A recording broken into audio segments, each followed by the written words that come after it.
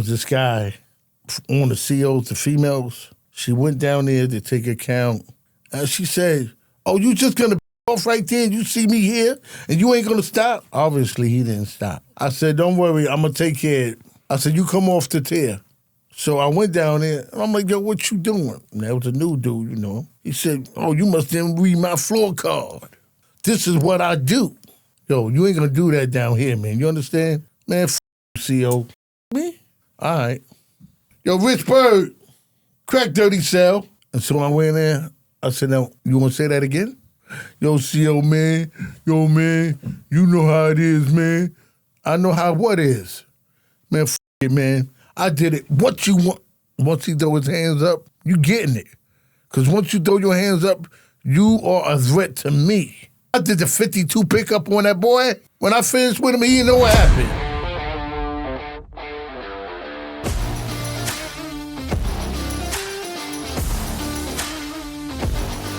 Oh man, I am so excited to share this episode with you. Leroy Ebron, a former Rikers Island correctional officer, is here to share the insanity that was his career over the course of working in the maximum security segregation unit for 22 years in one of this country's most notorious prisons, Rikers Island.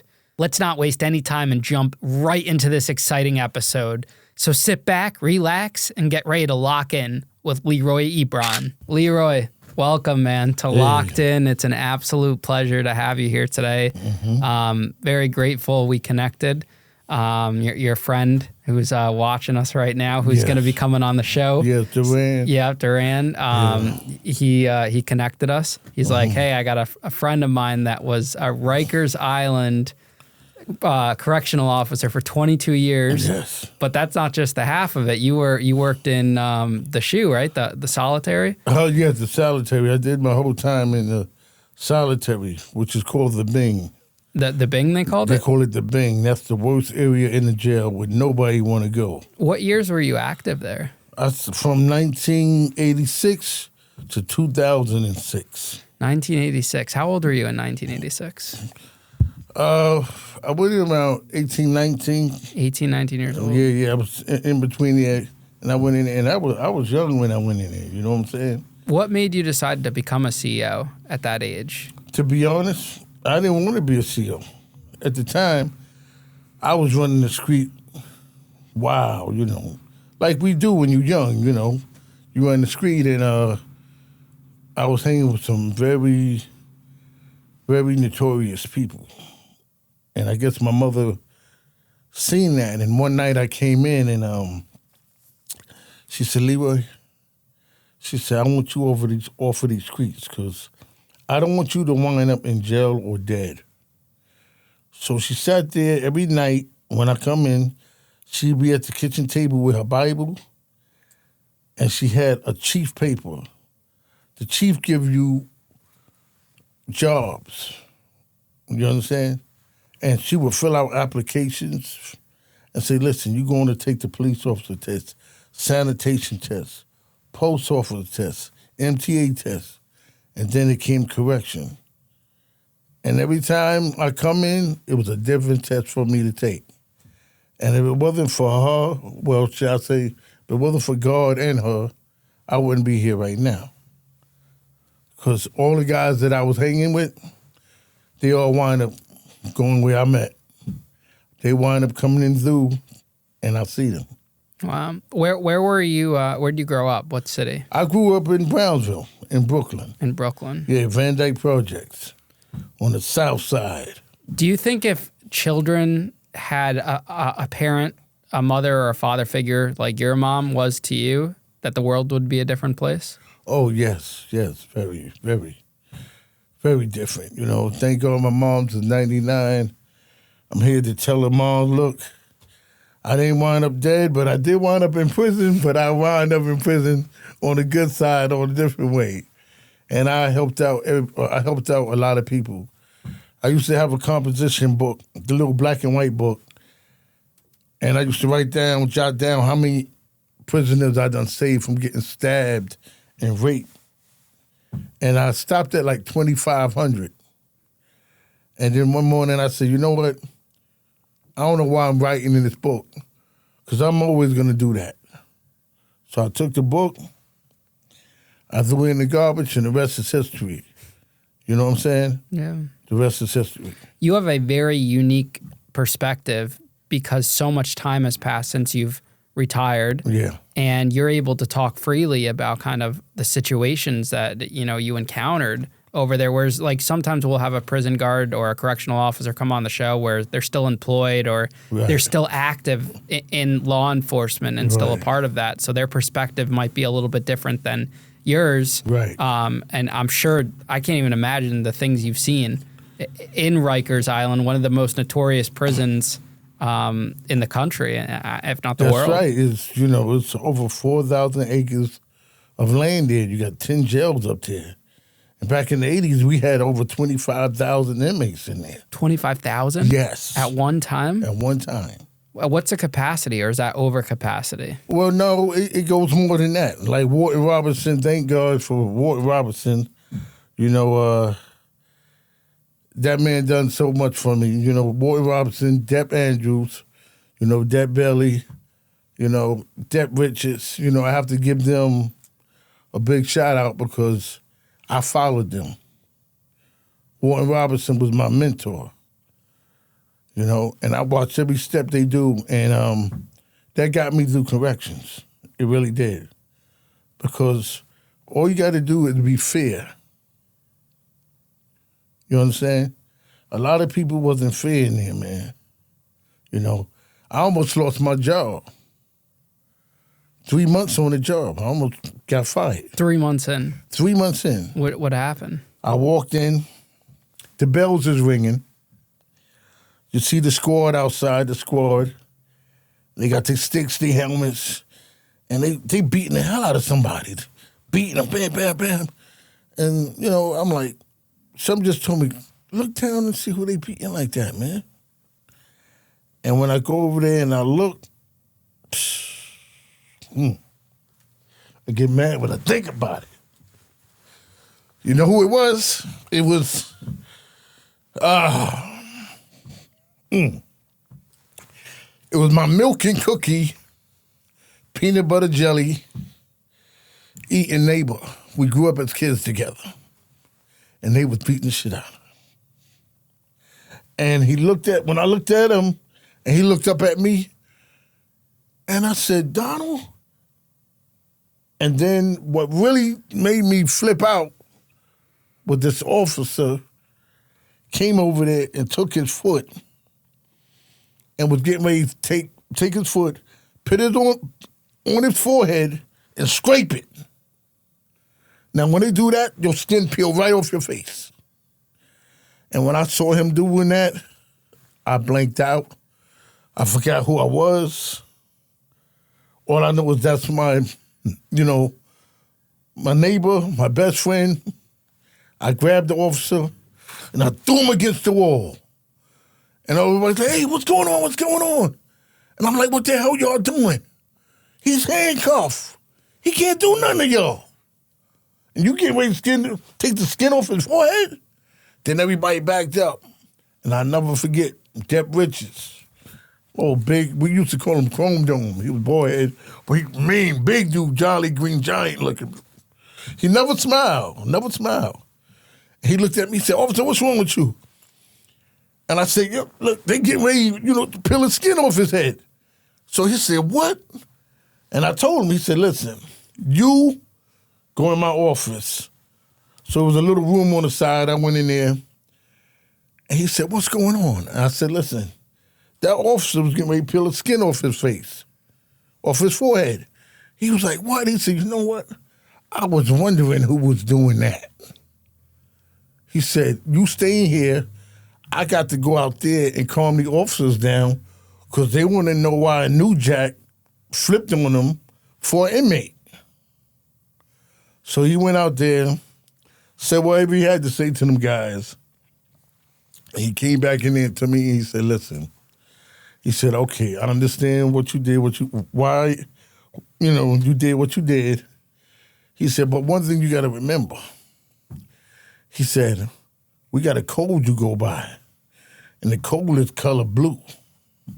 And I looked at him and I said, listen, if that's the code y'all live by, I don't want it. Because I'm not cold blue yet. I'm not there with y'all yet. I'm fresh. I'm only 3 months on the job. And he said, all right, don't worry about it. I'm going to take care. And he patted me on my back. And he told me, go ahead, you know. And I walked out, Ian. I walked out. But, you know, and that's something I can never forget. How many times do you think that you've seen situations like that and you've thought about, wow, if my mom didn't put me on the straight and narrow, that could have been me? That definitely. A lot of times, you know, I was with my man, you know, Tut, you know. Tut was a big part of my life. We ran together, you know, and let Tut out of jail, yo. Tut, T-Black, come on home. Majesty, let them go. They did their time. Let them come home. You know, my thing is, I seen so much damage and stuff in there that you wouldn't believe. You know what I'm saying? But I'm glad I'm here today to talk about it. Because that's how we make changes. Because that's how you make changes. You know what I'm saying? And it's not censored. Right. I was watching 60 Minutes. I don't know if you saw that. I saw the clips. They went into the federal prison. Okay. And they did an interview with one of the wardens. And it's just not accurate because they make you see what you want to see. These news sites that go in there, it's all staged. It's not real. It's not real. Me and you talking isn't staged. Right. We don't have a script. We don't have a script. We're talking freely. You get comfortable with me and you talk about what the system's really like. Yeah. You know? What really goes on. Yeah. Not the news who covers it up, puts one side of the story out there, and doesn't give a real perspective. Listen, I lived this. There's nothing. They got a new saying out when, you know, when on YouTube you see a guy lying or something, they say, oh, he's capping. You know, see, me, they could never say that about me because I worked in there 22 years in the Bing. I lived this shit. I saved their lives. If you read the comments on YouTube, you'll see how many lives I saved. I saved people from getting raped and everything. And not only raped by inmates, raped by captains. Back in the 80s, shit like that was going on. It still goes on today. We had a captain back in the day, he had a baby, a black baby on his muscle hanging from a loop. That's right. And he was proud of it. But when he be around me, he put that sleeve down, because I look at him. He put that sleeve down. I don't play that. You know? I saved a captain from getting severely injured or killed. His name was Captain Singh, Chinese captain. Love you, Captain Singh. Inmate Fu Quan. I'm going to give a shout out to Fu Quan. I'm going to give a shout out to Shaquille, Sha. You know, people like that, Brandon. You know what I'm saying? Feed the Bandit. Reason why I'm calling these people out, because these people, they was notorious in certain areas what they did. And I saved them, and they saved me. And reason why I say, because when it's on, it's on. When it's on, it's on. You got to remember, Rikers Island was one of the worst jails in the country. And don't take that lightly when they say worst. Oh, no, it was the worst. Anytime you got to hold your own or have something on you because you never know when it's coming at you, it's on, brother. What kind of inmates were housed there during this time? Just in the jail in general. What kind of charges in the 80s, 90s, early 2000s? We had everything. Man. Rapists, killers, kingpins. You know, we had everything. And like I said, the area I worked, I had all the notorious people you could think of. why did you get the job in solitary? How did that happen? Honestly, it's funny you say that. Because about 5 months on the job, they asked everybody, who want to work the segregation area? Who want to work the Bing? Raise your hand. We was at roll call. We got about a good 200 officers at roll call. Nobody raised their hand. I raised my hand, and they looked over me. He a new jack. They ain't paying me no mind. But after a week, they noticed every time I raised my hand and nobody else wanted it, they said, why you want it so much? I said, because I can handle that. Because reason why, I told you I was on the street before I got on the job. The guys that I knew was in the Bing. I knew I could run that sucker. You got to be a different person to be in that Bing. You got to turn into a beast to be in that Bing. Because if you don't, you're going to get shitted down. They're going to go piss on you. Kool-Aid, fish, anything you could think of, they're going to throw it on you. Describe what the shoe, the Bing is like a physical description, and kind of some of the inmates that are housed there. All right.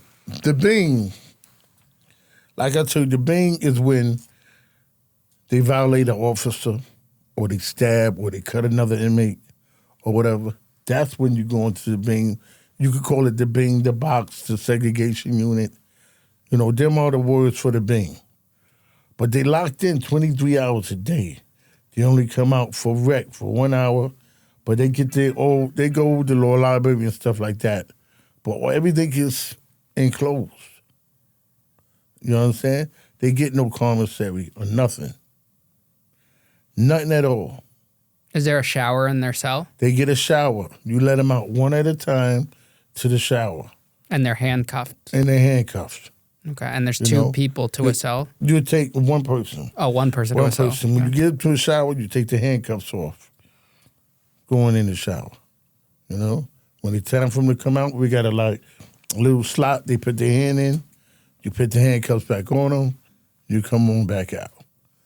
But see, the problem with that is a lot of people that didn't want to work the Bing is because they was lazy. They didn't want to do their job. If an inmate want to shower, let him get a shower. If you got to go to law library, let him go to law library. You know what I'm saying? You know, social service, let him go to social service. The problem comes when you don't give them what they're supposed to have. And I learned that from Deborah Andrews and Warden Robertson. Like they say, give them what they're supposed to have, and you'll be all right most of the time. You know what I mean? That's what I realized when I was in solitary in the SHU and the Fed system. Mm-hmm. The officers that were lazy, the inmates would get pissed off at because in the SHU, they got to work. They have to make rounds. They got to put the trays for the food. There you go. They got to handcuff showers. On shower days, that's right. The officers are miserable because they have to physically do the work. And, listen, man, I'll tell you, I loved the job. I loved it. They ran me out. They said I had too much power. Honestly. Do you think you had too much power? No, I think I had a lot of respect. I don't call it power because with power comes respect. And they don't look at it like that. You know what I'm saying? They don't look at it like that. I intervene in places where another officer just stand there and look. Now I jump right in the middle. No, you're not doing that to him. You're not doing that to him. Come on, man. And going back to what I told you about Captain Singh and the inmate Fuquan, we was a riot in the yard. And I could see through the window, they stabbing, they cutting. It's a bloody mess. And they like, Ebron, your Bing, they going off. Can you come out here and help us? So they sent another officer down to relieve me, and I ran out there in the yard, thank God. I ran out there in the yard just in time because Captain Singh, somehow he fell. And when he fell, Fuquan came over him with a banger and a razor, and he was getting ready to stab him and cut him. And I just dove over his body, and I looked at Fuquan. I said, Fuquan, nah, not him, man. He a good one, man, not him. And Fuquan looked down at me. And he was on fire. And he looked at the captain, he said, if it wasn't for Ebron, you'd be dead right now. And he moved away and ran off and stabbed and cut somebody else. I picked Captain Singh up off the floor and I carried him out. But what I didn't know, while Fuquan was after him, he said Captain Singh slapped the shit out of him before they got in that yard. I didn't know that. If you did, would you have still saved him? Yeah, I would still save them. Because Fuquan would have got more time. Captain Singh, he'd been in the hospital. When you work under my watch, I want you to go home the same way you came in. That was my rule. Back in the 80s, they was cutting, dicing, and slicing in a heartbeat. What were some crazy acts of violence you heard, or of why someone was put in the shoe? Because a lot of times when you're working the unit, you don't witness it firsthand. You just find out what the guy did, right? Right, yeah. But sometimes I couldn't even go out to chow. I couldn't go out to chow because they was after one of them. And like I say, some officers just don't think. And I was scared to go out to chow because, like I said, all right, you stabbed him, but he cut you, so now both of y'all are in the beam. So still, they still want each other. It's not over. But an officer will make a mistake like they did. I was trying to save this inmate. And they just want to cut him because they said he was a pretty motherfucker. For no reason at all. We gonna get him. I'm like, yo, y'all not touching him. They say, Ebron, you can't sleep here, kid. When you here, you got it. But when you ain't here, he getting it. And I told the dude, I said, listen, don't come out your cell when I'm not here. You know, wait till maybe their time will be up and you'll be out of here, but they want you. You fresh meat to them. And I didn't go to chow for about 3 weeks. And the one time personnel called me, I had to go to personnel office. They sent another officer down there to relieve me. By the time I get up the stairs, the bells was ringing. And I'm like, where's the alarm at? They said, Ebron, that's your house. My house? I said, oh, shit. And I spent around to run back downstairs. When I got downstairs, you know the inmate that I told you about? They got him. Now, how did they get him? I asked the officer, why did you let him out of his cell? If you're going to let him out of his cell, you got to make sure nobody else is out with him. The inmate going to look at me, Ebron, it's okay. It's okay. They finally got me. And when he said that, his tongue came out the side of his motherfucking face. It was wiggling like this. And he grabbed it and stuck it back in his mouth.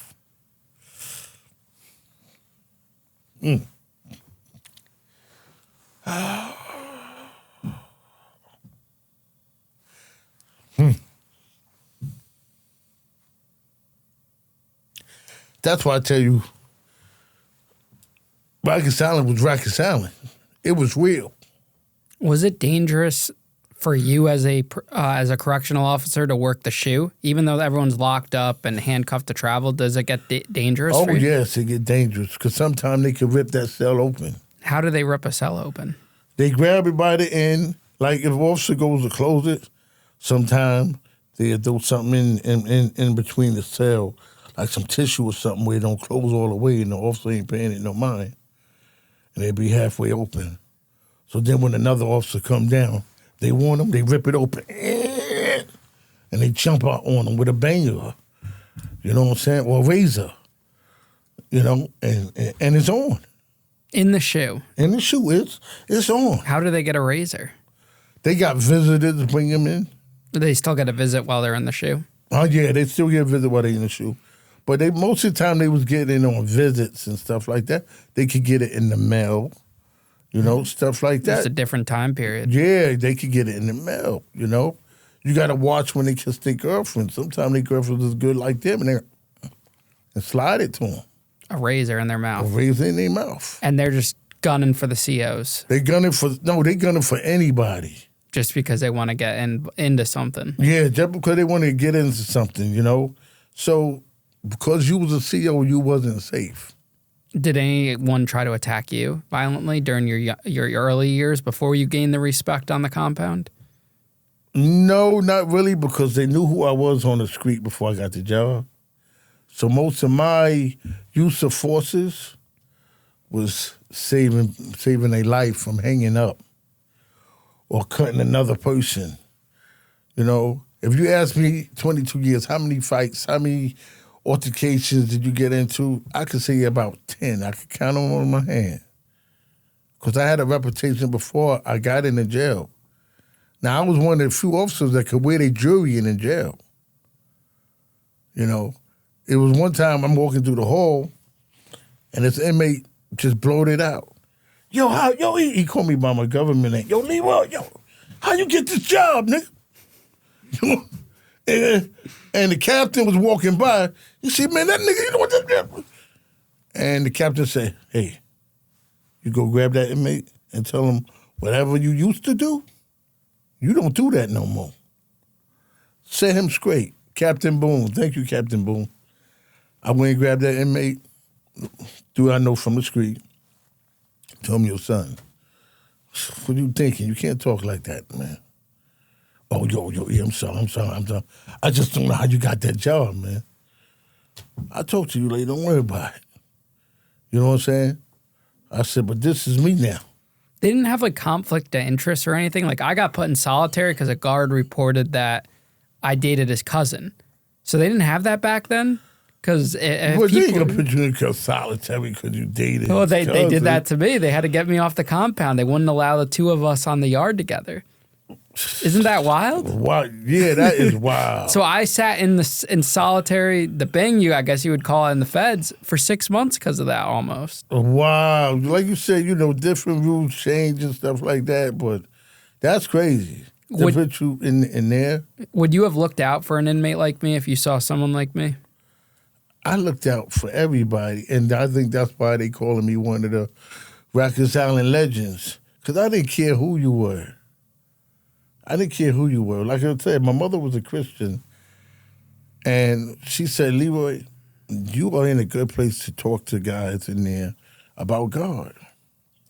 And in my mind, they don't want to hear about no God, you know what I'm saying?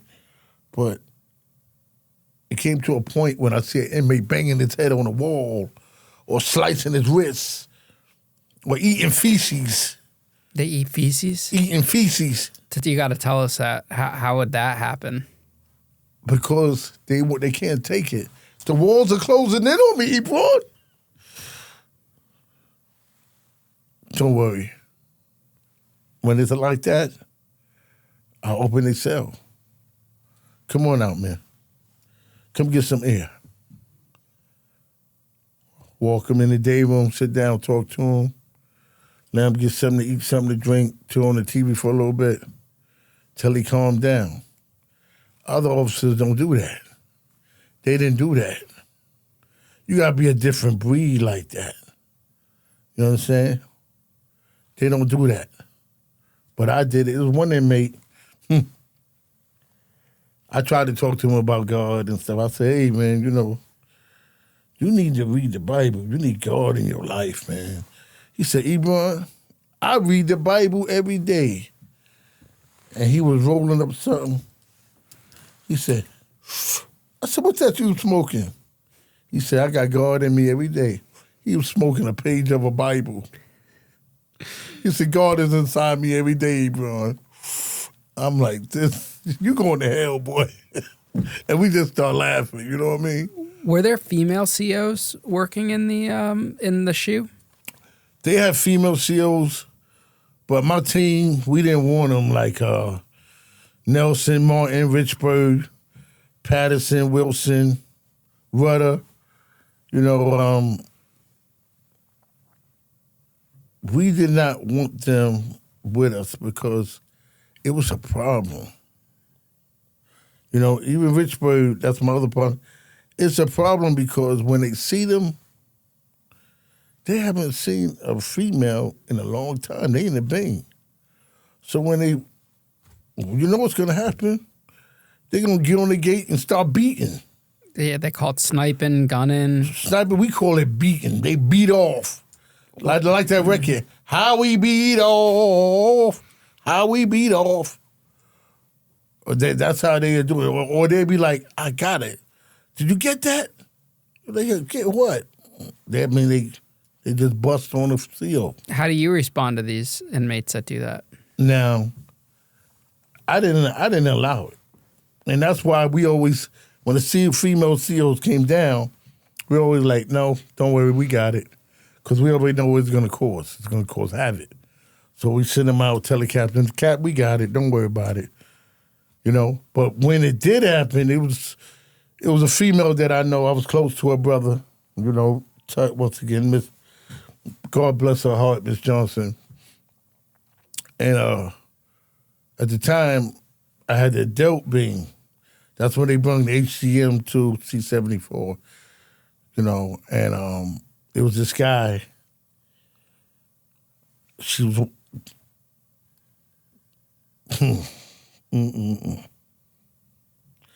he was popping so much shit in on the COs, the females.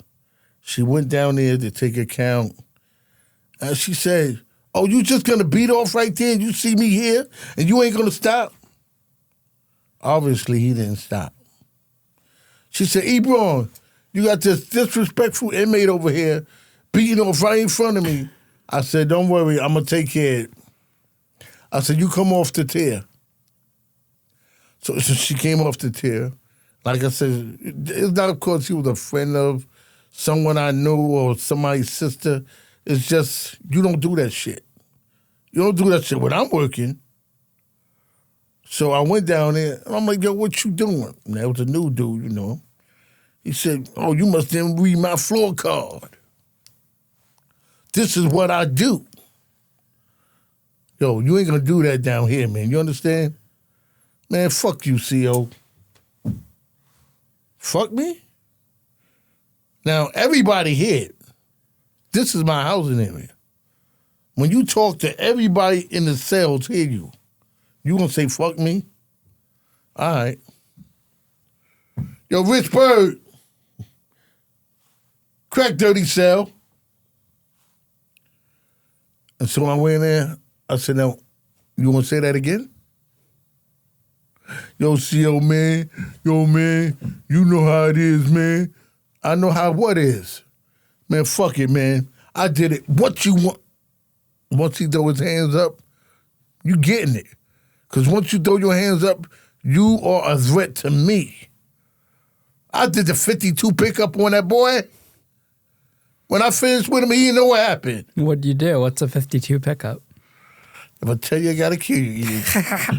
You know what I'm saying? I did the 52 pickup on him. Walked out the cell. I said, close, dirty cell. No, don't close my cell. Don't close my cell. Let me out. I said, yo, let him out of his cell, man. Let him out of his cell. He come out of the cell. He looking like Edward Scissorhands done got to that nigga. Because I tell you, I wear my rings. Boop, boop, bop, bop. He look like Edward Scissorhands on that nigga. Right? He, I want to go to the clinic. Oh, wait, you was a gangster. Now you want to go to the clinic? Yo, call the captain, call the dep. Now the whole tier, they flipping. You ain't going no clinic. Snitches get snitches, boy. You come from HCM, now you calling for a captain, you want to go to the clinic, but you want to be gangster? First you was beating off? What? So the captain come down. Say, Ebron, what's up? I say the captain just had to tighten somebody up for being disrespectful, and he want to see you. So he come down, he looking like Edward Scissorhands. Don't ask me where he got the Band-Aids at, because he had it looked like a goddamn checkerboard set on his face. You know what I'm saying? Yo, Cap, man, look what he did to me. I want to go to the clinic. Captain said, boy, you ain't going to no damn clinic. I heard what you did. Go in there and wash your face, lick your wounds. He was like, all right, man. Yo, E-Man, that's fucked up. That's fucked up. Yo, you disrespectful, son. Don't come down here. We don't play that down here. So he wound up going to his cell, and I had no more problems with that dude. I had no more problems with that dude. None. So do the captains, the higher-ups, do they turn the blind eye to stuff like this when they know the inmate acted out of pocket? It depends who the captain is. He was a known troublemaker. He was a known troublemaker all the way. Hey, if you want an infraction, I give you an infraction. But you want to stay with me more? You want to stay longer? Nah. Get me the fuck out of here. All right, well, you good. So would that ever happen to an innocent inmate, someone that wasn't causing trouble, where the COs just, go in on them, beat the crap out of them? Like in the movies, kind of? Listen, things happen. I've seen shit. It happens, It's not proud to say it, but it happens, man. It's not a good thing, But when I was there, shit gonna be right. I saved a lot of lives, man. Like I tell you, I had one time my bean go out to the yard. 20 of them go out. 19 come back. Yo, what's his name at? Ebron, what's his name, got him in the basement. He pulled him off the line. Now, remember I told you about that captain with the loose? He pulled him off the line. He pulled him off the line, I'm gone. Shoot in the basement. But Ian, when I went in the basement, I slammed the door because I'm rushing now. But sometimes when you slam the door too hard, what happens? It pops back open. Boop. Not knowing that's what happened. I slammed the door, it popped back open. Now I run up on the captain. He's with these two other officers that I don't know. And they trying to handcuff him and bring him down. So I'm like, yo, Cap, what you did? Tell me. You back up. You get out of here. Go back to your post. What? No. That's my inmate. What'd he do? Tell me. No, you get out of here. We got this. Remember what I told you. Baby on his arm hanging. I ain't going no fucking way. Listen. Let him go. Then all of a sudden, I hear a louder voice. You better let him go. And I turn around. Yo, Ian. Remember I told you that door popped back open? All the inmates was right behind me. All 19 of them. They said, you better let him go. Captain looked at me. He let him go. He said, that's all right. After I'm coming, I'm making my tour and I'm going to come see you. I said, well, you come on. You know where he at? Come on. Captain never came back, Ian. I called it Dep Andrews. Told him what happened. Dep Andrews said, don't worry, Ebron, I'm going to take care of him. Whatever he did, he took care of. I never saw that captain again. Wow. I never saw him again. Now, some of the higher-up guards that have been there have a lot of pull and power over some of these newcomers that become captains or lieutenants or whatever. Right. There's a lot of power in that, right? Yeah, it's a lot of power in that, you know what I'm saying? And you got to give respect where respect is due. But don't let them play you. You know what I'm saying? Don't let them play you. I mean, I learned from the best just by watching people like Officer Ball, you know. He was a big part of my learning experience. You got RoboCop and Thatcher and Darwish, It's people, Frank, I can't name them all because I'll be here all day, Vickers, and it's people that I admire and I watch. And I took a piece of them, and I took a piece of him, and I took a piece of him. My man Pickering, Rodriguez and Gonzalez. I'm taking pieces from every officer, and I'm putting them in me, and that's how I built my ass up. Like, now I'm motherfucking Voltron. What were some principles you had as an officer that you followed throughout your whole career that you would never go back on? Like I told you, whether you're an officer or inmate, I want you to go home the same way you came in. You know what I'm saying? And in Rikers Island, that is hard. Because like I told you, they were slicing and dicing like a mall. And one thing I did not stand for is cutting. I didn't want nobody to get cut, man. Because from here to here, all around there, down your back, your neck, I done seen it all. That's why this is not going to be my only episode with you. Because I got the lot to give. You understand what I'm saying? You have to come like once a quarter or something. You know what I'm saying? Because I'm going to tell you, man,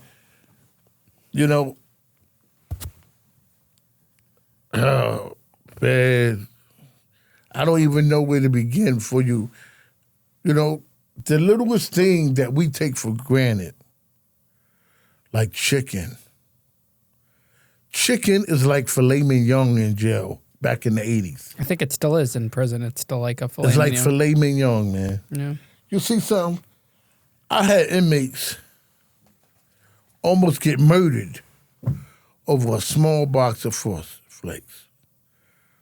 You had to be somebody to get a box of Frosted Flakes. Show it to that camera right there. Right here. Yeah. You had to be somebody to get a box of Frosted Flakes. You understand me? You had to be somebody. A regular person, they're not getting a Frosted Flakes. They eating like that shredded wheat. They give them shredded wheat or something. The frosted shredded wheat's hard bad. No, I ain't talking about frosted. I know, but you got I'm the talking right about one. the one that's dry. You be like, I got a picture of you. you got some milk? You got some milk? Nah. This right here, back in the 80s, everybody know what I'm talking about. You get murdered over a little box of Frosties. This little box. I done seen people get cut from ear to ear for this. Straight up. So tell the story about the Frosted Flakes incident. All right, the Frosted Flakes. I come in one morning, and all the inmates is saying, Ebron, I'm hungry. I mean, what you mean you're hungry? Now, I come in at 7. They had breakfast around 5 o'clock in the morning. So by then, they already ate. But I come in at 7, and my whole being is like, yo, we hungry. Yo, we ain't eat. What you mean you ain't eat? Well, what you had? They gave us some butter, some bread, and some jelly. That's all? Oh, no, they gave us some Kool-Aid. Nah, you supposed to have more than that. You got milk? No cereal or nothing? Some of them don't want to say nothing. Do you hear, yo, E? Yeah, they had cereal, but we ain't getting none. What you mean you ain't getting none? We ain't getting none. Only certain ones got some. So when you hear that, now I know what they had. They had the old reliable Frosted Flake. Yeah, you can hit that. Sorry about that. No, you're good. Look, an inmate. An inmate's calling you right now? An inmate calling me. Brandon? Why don't you answer? Say hello. All right. Take the call. Say you're on locked in. Hello, Brandon. Yo, what's up, bro? I'm on Listen, I'm on TV right now, and you are on Locked In with Ian Bick. Say hello. Hey, what's up? What's good? All right. And yo, you happened to call, and they videoing me, and he said, go ahead, pick up. I said, all right. And so you are on live TV. You'll be seeing and hearing this in about a week or two whenever they air it. Okay. Like I told you in the text earlier, I vouch for you. And I'm sure mad dudes from Brooklyn in the 80s and the early 90s can vouch for you. So it's not like it's just me. And Mr. Bick will hear almost unanimously that, homie is official dude. So he got my tapes. You know what I'm saying? They for public consumption. And it is what it is, man. The brother's official. He wanted to ask you. Well, you want to ask him something, Aaron? What was different about me or something? Ask him what you want him to hear. Yeah. All right, Aaron. All right. What was different about me that you could let the people know? Straight up fair, and in a system that inherently is unfair. Not corrupt, but at the same time had a love for his people that you don't see in corrections. He loved his people. It was clear he was there to make sure everybody got home safe. But at the same time, he was the officer. So I don't know. It was weird. I had personally, I can say on record, I had love for him. I never seen him beat nobody down, which is rare. I never seen him do no police shit, oppressing somebody. So it was very rare in a very violent and oppressive environment to see somebody wearing that uniform and actually having love and empathy for the brothers. I guess he didn't know though that you had to do the Edward Scissorhands, the old one I too. I told him about the guy. Tut's sister was working with me one day, and one of the adults from HTM, he was beating off. Yeah, I ain't want to mention no names. That's all. No. But he was beating off, and when you do something like that, if you violate, what you get? Well, that's rainbow vibes, bro. I mean, that's different. I'm talking about. Some things you bring on yourself. I mean, you don't rape. You don't beat off on no chick and try to rape no chick. That's rapo stuff. And as everybody knows, rapos and rapo vibes are not tolerated in the penitentiary. Everybody will get you for that. See, so I don't, you can take that for what it's worth. That's right. And I told him I did the Edward Scissorhand on him.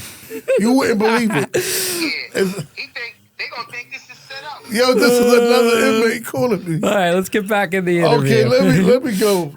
That's awesome you have those relationships because that shows who you are as a prison guard and a man. Yeah, just because I retired don't mean I lose contact. I try to get these guys jobs. That's good, man. I try to get these guys jobs, I got a guy a job working in McDonald's. And I sat there with him and I said, listen, there's an Ebron, I don't want to wait no damn McDonald's. I said, listen, when you go home, don't get a job in McDonald's in your neighborhood. Go somewhere else and get a job where people don't know you. Change the scenery. Yeah. I said, the reason why I'm telling you this, McDonald's back then in the 80s, it had a turnover like this, turnaround, because everybody had that same mentality. Oh, I don't want to work at McDonald's. But in 4 weeks, you moving up. You get promotions, you'll be a manager within a year. Yeah. And I was driving down Atlantic Avenue one day, pulling the drive-through, Calvin Big Mac, 6 pieces and some fries. Ebron, is that you? I wanted to cry. Somebody listened to me.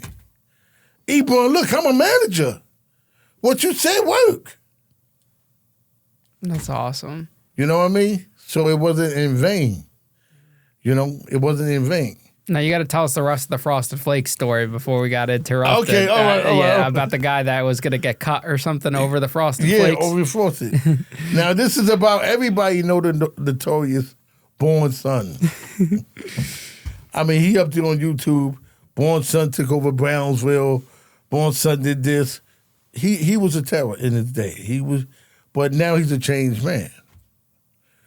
Thank God he's a changed man now. And but back then, Born Son. They got a picture of you with this in there. Born Son, you remember this? Born Son was the Frosted Flake thief. I had Born Son working for me in the Bing. That morning, like I said, they didn't eat. So I said, who was working? And they said, Born Son. Once they said his name, I was like, I said, okay, I'll be right back. I told the officer, I said, listen, what house Born Son in? They told me a house. I go to Born Son area where he at. I'm banging on the door. The officer let me in. I said, yo, where Born Son at, man? Where's his cell at? They say, Ebron, what's wrong? Don't worry, I got it. Where he at? I go there, Born Son on his bed, big bowl of Frosted Flakes, milk dripping down the side of his face. What's up, E? What's up, E? What's going on? Yo, Born Son, man, you bugging. What up, E? Yo, you did the feeding and you didn't give him no Frosted Flake. Yo, E, what, they snitch? Nah, son, but where the Frosted Flakes at, Born? Where they at? Oh, man, them niggas done snitched on me. Yo, open the cell, look under the bed. The whole box of Frosted Flakes. He got the whole case under his bed. He done fed them guys jelly, butter bread, Kool-Aid, but they did not get no Frosties. He said, Ebron, they don't rock no Frosty Flakes. I'm like, yo, come on, man, give me the box, man, come on. You know, so we kind of put Born Son on a burn, took his job for about 2 weeks, see do he learn his lesson, because it was hard to get somebody to work in the Bing. Anybody can't work the Bing. They will cut him. I'm telling you. Yo, son, bring me a razor. If you don't bring me a razor, I'm going to split your wig, nigga. Don't come in here tomorrow without no razor. I'm telling you. Let you know they bringing him a razor. And if he don't bring him a razor, he going to get cut. And that don't mean he going to get cut by him. The word is down the tier. Yo, he didn't bring what we asked him. And they'll tear their ass up. You know what I'm saying? So it was one day, I couldn't get nobody to work for me. I'm like, what am I going to do now? Who comes through the jail? Big Ro. Big Ro is a booty bandit. Big Ro knocked niggas out with his dead arm. Big Ro wears pants all the way to his stomach. And he walked through the hall like this. And he walking through the hall. And I seen inmates in the huddle one day. I said, what these guys in the huddle? We don't do this in jail. It was by the gym. So I go over there. I'm like, yo, what's going on? So I walk between them and look. Big Ro on his knees like this. And he turned around and looked at me. He said, yo, hey. I said, Big Ro, what you doing? He said, you know, I'm schooling the little homies, I said, man, y'all get up and get out of here, y'all. And they was like, okay, yo. So I look at Ro say, yo, what's poppin', Pa? What's up? I said, came to my, like a light up in your head. Bing! Yo, Big Ro, you need a job? Yo, hey, you gonna give me a job? You need a job? Yeah, I give you a job. Ain't nobody want to give me a job. You got a job. Come with me. I bring Big Ro down in the Bing with me, right? He come down in the Bing. I said, now, Ro, you know how this go. You know, you bring them the trays, you know, when the food come and stuff. And he said, I got this, E, right? Now, he got a repetition all over Brownsville, all over Brooklyn, Manhattan, everywhere. Big Rumblers know he's a notorious booty bandit. And this is an inmate or a guard? This is an inmate. An inmate that you were allowed to just have him work with you and help you? Huh? He was allowed to just help you? Yeah, listen, I'm the Bing officer. Nobody can't work down there. We need somebody. Okay, so you get the booty bandit to help you. I got the booty bandit. So what happens next? So now, Big Ro comes down there, and he's sitting at the table by the bubble. The captain comes in. Captain come in. And hey, what up? Hey, how you doing? He walked by and he looked down and he see Big Ro and he kept walking, then he stopped.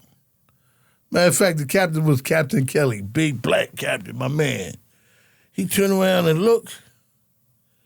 He ain't finished walking down the tier. He came back to me and said, Ebron, come in for me.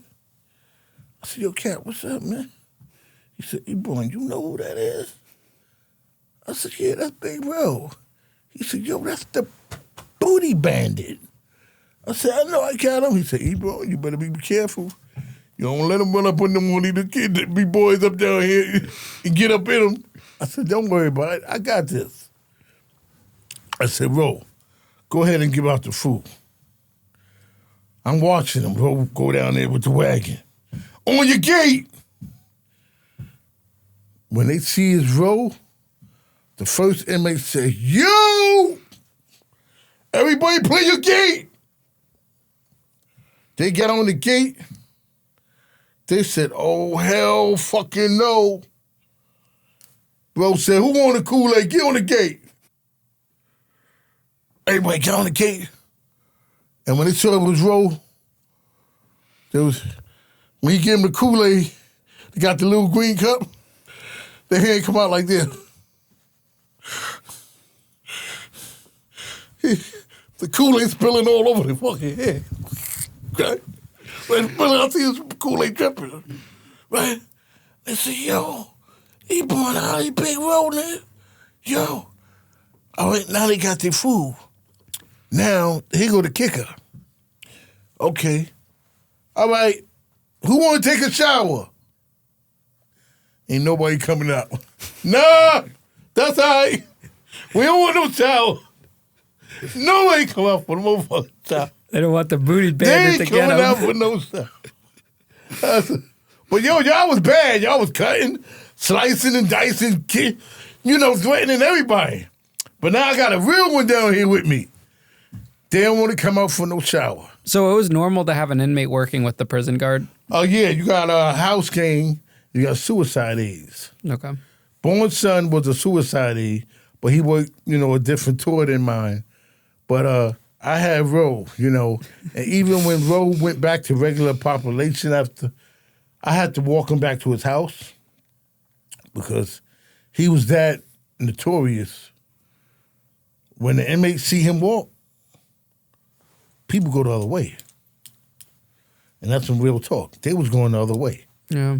You know what I'm saying? And like I tell you, he walked through the hall like this, got his belt all the way to his stomach, like he was from Beverly Hillbillies. So he looked different, Big dude, he looked different, but he walked with a slant. That arm supposed to have been dead.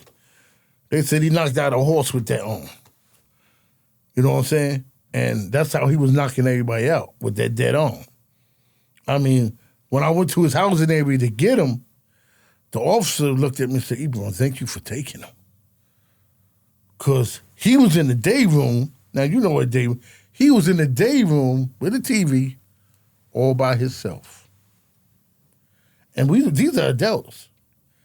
Instead of them being in the day room with him, they was in the corner where they not supposed to be hanging at.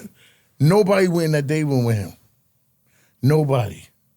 So they was relieved when I went down there to get him. What shocked me was when I went down to get him, I said, bro, come on with me, because he was writing the letter. He wasn't even scared of nothing, because you're never supposed to turn your back in jail. You're always supposed to keep your eyes open everywhere. Always be aware, because shit pop off just like that. But Ro, he was like this, writing a letter. I leaned on him. I said, yo, Ro. He like this. Hey, E. I said, yo, you all right? He said, I'm just writing my grandmother. I said, all right, well, you go ahead and write your grandmother, and I'll come back for you. No, I want to go with you, E. All right, come on. So he get up. All the inmates, like I told you, is in the corridor. Grown men. Now, I know adolescents, these grown men. He walked to one of the men and said, stand by my cell until I get back. And don't let nobody touch nothing. Dude said, all right. When I walked him out that gate, I seen everybody going in the day room to look at TV. Tell me that ain't something, man. Yeah. Officer told me when I brought him back later that afternoon, that inmate that he told to stand by his cell was still there when I got back. And there's guys that gain that much respect and power in prison, you know? They know how to do it. Yeah. Now, Leroy, you got to give us an honest perspective on this. How do correctional officers really treat sex offenders, rapists, pedophiles, chomos? What is that relationship? How are they actually treated? They don't like them, man. Point blank, they don't like them, you know. Are they doing stuff that's illegal, though, to these individuals? Well, like I said, when around me, no. But apparently it could happen. It could happen because once you hear he's a rapist or a pedophile or whatever, his career, his jail time ain't going to be nice. But do you think, though, that as a society that they should be protected in prison? They got to be, or they're gonna get done. But they have to be, no matter how heinous their crime is. They need to be protected. Yeah, because you don't, they're gonna wind up dead if you don't. Yeah, I'm telling you, you know. I know they say, "I'll lay it for them, just throw them to the wolves."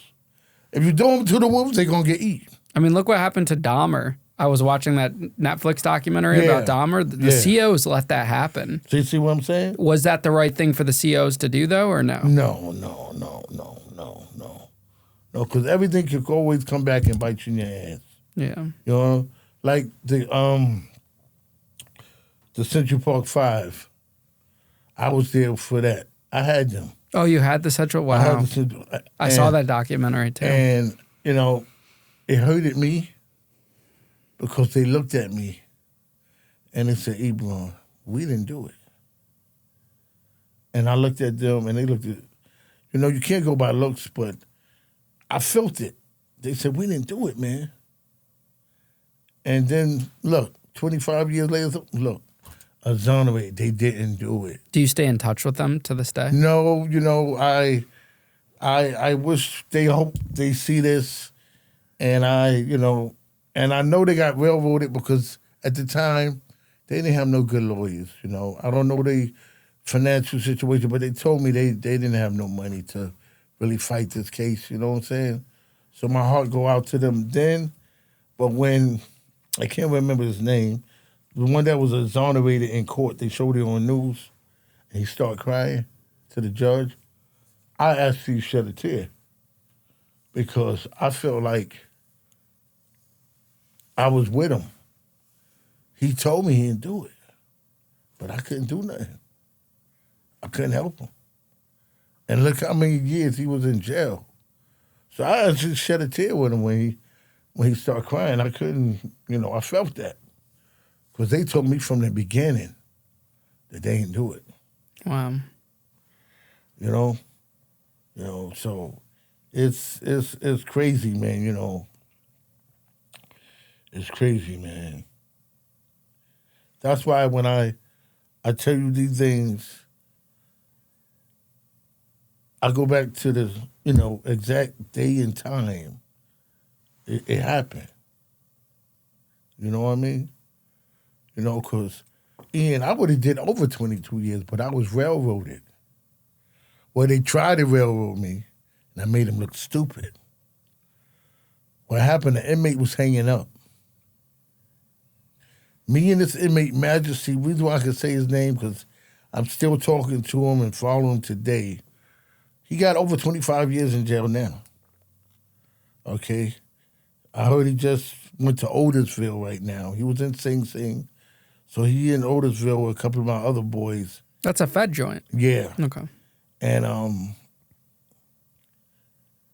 they tried to say me and him tried to kill an inmate.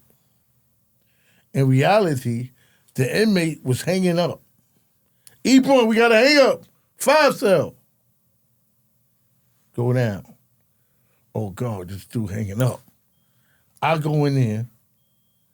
He's hanging so tight that I can't cut him down because they gave us these bullshit 911s. The knife that curl like that. Ain't worth for button-up shit. I can't cut him down. I'm trying. But look, I'm off balance. I got one foot on the window, another foot on the top of the sink, and I'm holding with my left hand. So I'm calling for help. Majesty was my suicide aide. He comes to help me. We go in there. I'll never forget the inmate name, Bishop Hopkins. Love you, Bish. Wherever you at, I hope you're all right. Cut him down. This dep tried to say that we tried to kill him in that cell.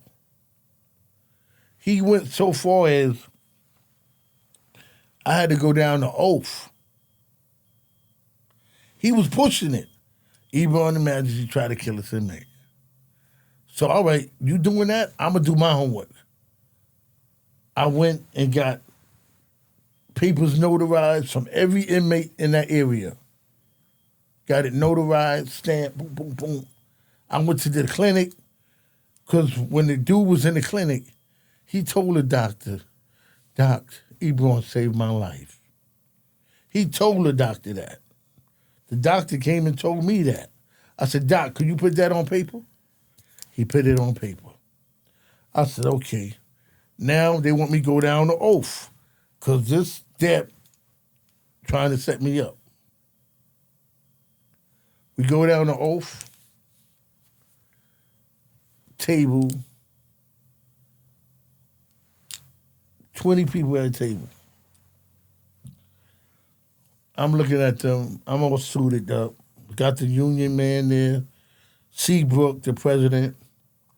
And the first thing they said to me is, you want to sign guilty now? Because we got you. You got who? We got you. So you might as well sign on the dotted line. So I'm not signing nothing. I said, I got something for y'all. I had my folder like that. Don't ask me how I had to write them. I had 20 folders in my hand. I didn't know how many people was going to be in there. They sitting at the desk, and I take my folder like I'm a CEO. And right in front of them. They're like, what? They get ready to open it. Nah, don't open it. They looking at me like, yeah, don't open it. I'll tell you when to open it. And I pass it around. Meanwhile, the president, Seabrook, and everybody looking like, in awe. So I said, all right, you say you got me dead to right. Show me what you got. They said, we got you on video. Now, I've been hearing about this video shit for a minute. I said, now, if they got me on video, I'm good. And while I'm in the oath, just like what just happened with me and you, my phone rang. They looking at me. I heard you not supposed to pick it up because you're in oath. Fuck it. Hello? It was the deputy of security, Dep Andrews. Ebron, they trying to set you up. What? Yeah, they trying to set you up. When they show the film don't have hours, minutes, and seconds on it. That's how you gonna beat them. Check the film. And I'm in oath right now. And they looking at me like you looking at me. And I'm like oh shit, I ain't even, think of that.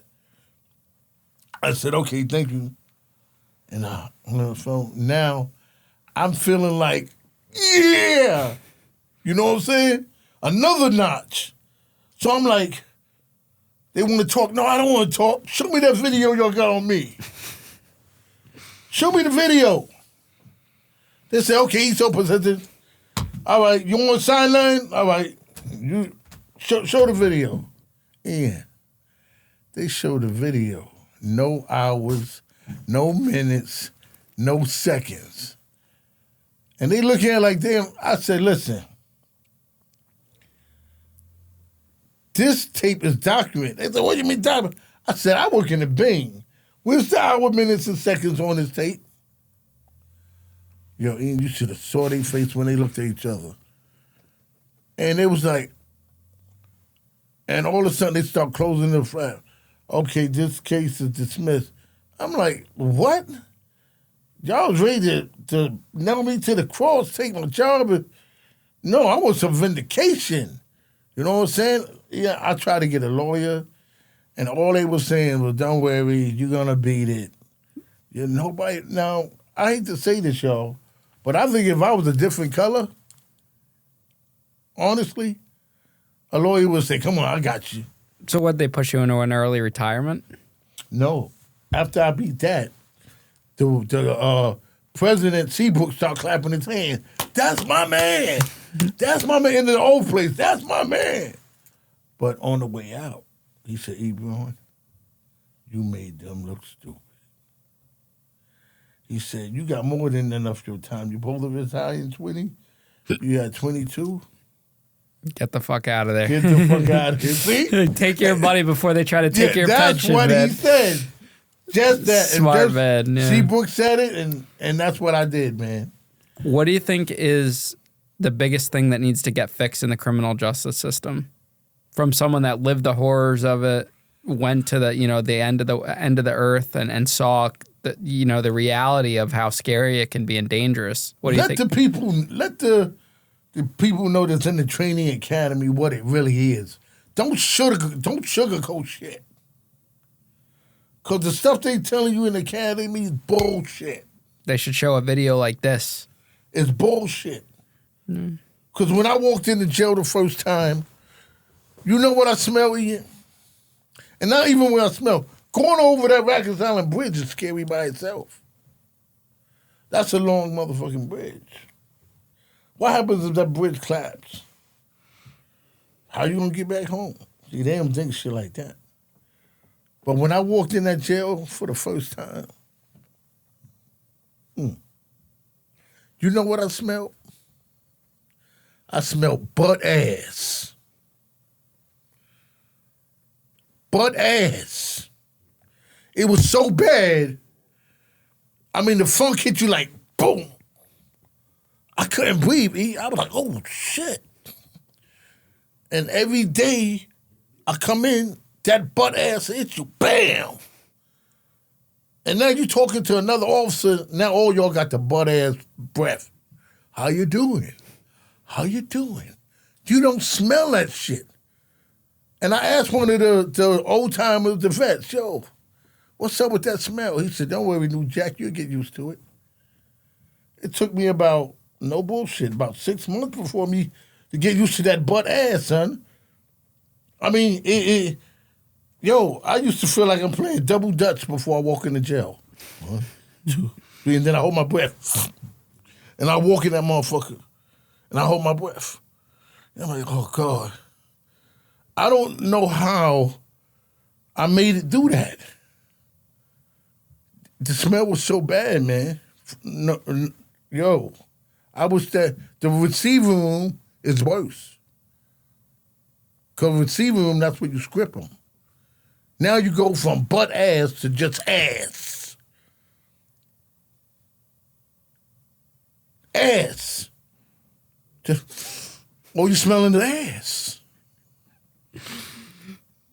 Straight up. The shit, I tell you, you can't make this shit up. Leroy, I love you, man. No, listen. I'm just keeping it real.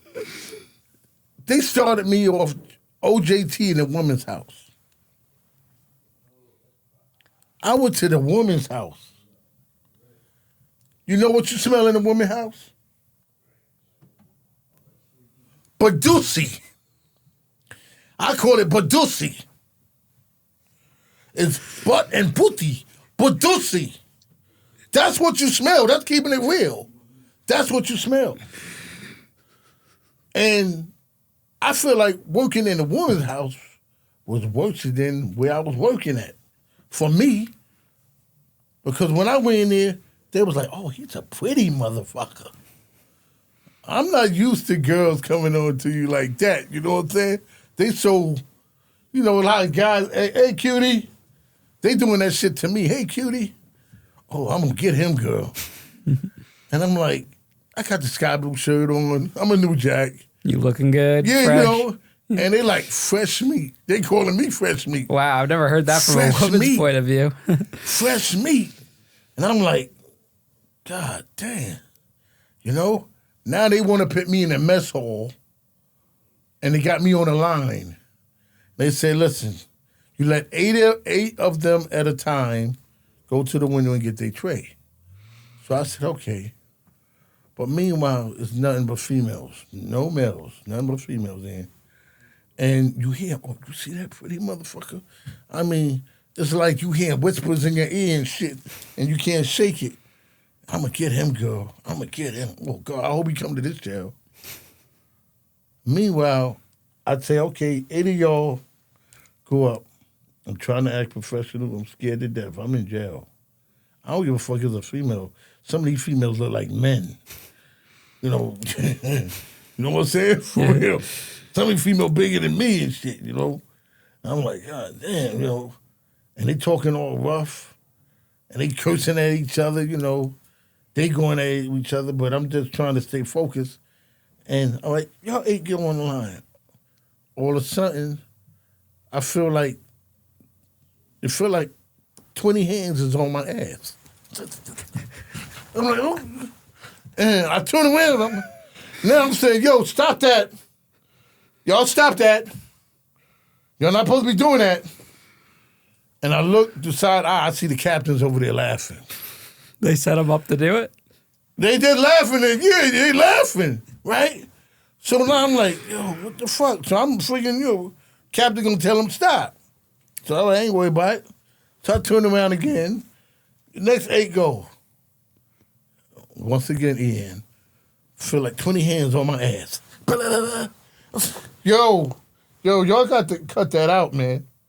And I'm looking at the captains because I'm looking for help. And they over there crying. They hitting each other laughing like, girl. So I'm like, okay, I'm going to turn sideways. I'm not going to turn my back to them. Turn sideways. Now they can't do nothing. So then after I got comfortable, I turned back. All right, they know what time it is. They ain't going to bust for me no more.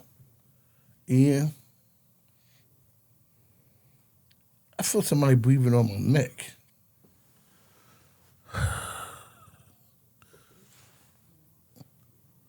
Ian, I said, I know nobody breathing on my neck. I turned around, Ian.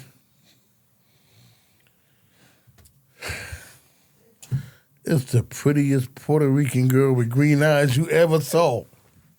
I'm stuck. I'm like, and all you hear the girl say, oh, you got him, girl. You got him. You got him. And that's when the captain and them come on, we got to take you out of here. And they said, Ian, I went home with a headache that day. And I was like, God, I prayed, please don't send me back there. Please don't send me back. But what they did was they took me out of there and they put me in their dorm area to show me how they living. You got a good experience. Yo, this is crazy, man. You go in the housing area where they're in, it's worse than the men. When I told you butt ass, this is Bordusi. This is worse than the Bordusi. I can't even make up a name for this because they got their bloody pads hanging up on lines. That's going to be a whole nother episode, Leroy. Leroy, thank you so much for coming on the show today, man. I really appreciate this conversation. You're definitely a new friend of the show. Yeah, so we're going to have you multiple times. That's right. Give your takes. I told you, I'm going to set you on fire. Yeah, absolutely, man. But safe travels back. Thank you. I know it took you guys a while to get here. I appreciate you guys coming out. And I'll see you soon for when he does our show. Definitely. Yeah. And you got to come back, definitely. Yeah, you got to come with him when he does his. So then maybe we'll do a part 2 to yours when you're here. No problem. Definitely. Yeah. You want to say any shout outs to anyone? Shout outs to all the 5 boroughs. Y'all know who y'all are. I love all of y'all. Shout out to my mom's mom. I love you. Like I said, I'm so glad he gave me the opportunity to do this. So you see, this is nothing negative. This is something positive that we're doing. So hopefully we can reach out to somebody for them not to go to prison. Because jail is not the place to be at all. At all. Okay? Absolutely. Thank well you. said. Yeah. Take care. All right.